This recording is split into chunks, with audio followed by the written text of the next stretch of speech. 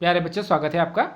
आज हम एमए चतुर्थ सेमेस्टर का जो सेकंड पेपर है आपका इंटरनेशनल लॉ अंतर्राष्ट्रीय कानून वाला, उसको देखेंगे कि 2017 में किस प्रकार के प्रश्न पूछे गए थे और 2022 में किस प्रकार के प्रश्न आ सकते हैं। अक्सर इन्हीं प्रश्नों को बार बार घुमा करके पूछा जाता है, इसलिए ये प्रश्न पत्र हमारे लिए लाभदायक सिद्ध हो सकते हैं। इस भाग में भी 4 प्रश्न आएंगे आपके 5 अंकों के, कुल 20 अंकों का ये भाग होगा, भाग ए या पार्ट 1। और पार्ट 2 में आपके 4 प्रश्न आपको करने होंगे, ये 15 अंकों का होगा, कुल 60 अंकों का, 20 अंकों का आपका असाइनमेंट होगा, टोटल 100 अंक। तो इसको देख लीजिएगा। पहला प्रश्न पूछा गया था 2017 में, अंतर्राष्ट्रीय विधि न्यायशास्त्र का लोप बिंदु है, हॉलैंड ने कहा था, इस कथन की व्याख्या कीजिए।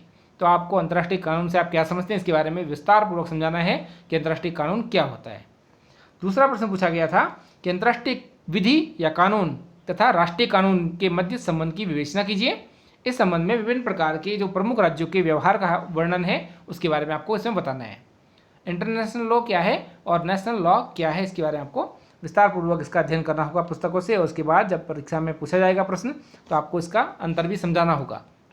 हो सकता है 2022 में ये प्रश्न पूछा जाए कि अंतर्राष्ट्रीय कानून तथा राष्ट्रीय कानून में अंतर बताइए, या अंतर्राष्ट्रीय कानून की विशेषता बताइए, अंतर्राष्ट्रीय न्यायालय कहाँ स्थित है इसके बारे में बताइए। तो इन चीज़ों को एक बार देख लीजिएगा।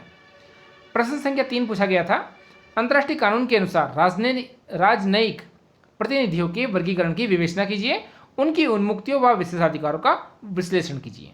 तो अंतर्राष्ट्रीय कानून के अनुसार जो हमारे राजदूत होते हैं, राजनयिक होते हैं, उनके बारे में आपने बताना है इसमें, और उनको जो विशेष सुविधाएं मिलती हैं, उन्मुक्तियाँ मिलती हैं, वेतन भत्ते आदि मिलते हैं उन्मुक्तियों के अंतर्गत, तथा उनको जो विशेष अधिकार प्राप्त होते हैं उसके बारे में आपने बताना है कि उनको किस किस प्रकार के विशेषाधिकार प्राप्त होते हैं, उन्हें गिरफ्तार कैसे नहीं किया जा सकता। तो उसको आप पढ़ लीजिएगा। प्रश्न संख्या 4 आपके पास आ सकता है, प्रत्यर्पण से आप क्या समझते हैं। तो ठीक से इसको आप समझ लीजिएगा। एक्स्ट्राडिक्शन क्या होता है, प्रत्यर्पण। प्रत्यर्पण से संबंधित अंतर्राष्ट्रीय विधि के प्रावधानों की विवेचना कीजिए। अनिवार्य प्रश्न है, हर वर्ष लगभग पूछा ही जाता है, तो प्रत्यर्पण को आप अवश्य पढ़ लीजिएगा। 2022 में ये हो सकता है आपका लॉन्ग आंसर टाइप क्वेश्चन में आ जाए। प्रश्न संख्या 5 पूछा गया था 2017 में, अंतर्राष्ट्रीय विवादों के निपटारे में मुख्य रूप से शांतिपूर्ण उपाय क्या हैं।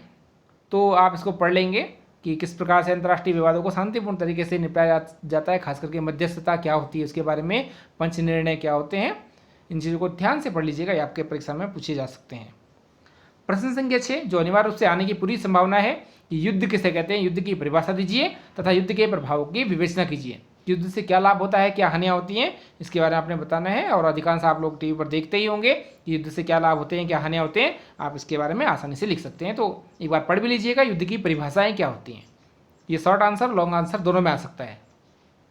प्रश्न संख्या 7 ब्लॉकेज के बारे में पूछा गया है, परिवेष्टन की परिभाषा दीजिए, प्रभावशाली परिवेष्टन की आवश्यकताओं का विवेचन कीजिए। परिवेष्टन अर्थात ब्लॉकेज क्या होता है इसके बारे में आपने पढ़ना है और इसकी विशेषताओं के भी आपने उल्लेख करना है। एक प्रश्न और जो बहुत ज़्यादा पूछा जाता है और एक तरह से मान लीजिए अनिवार्य रूप से आना ही आना है, ये प्रश्न संख्या 8 कि निम्नलिखित में से किन्हीं दो पर टिप्पणियाँ लिखिए।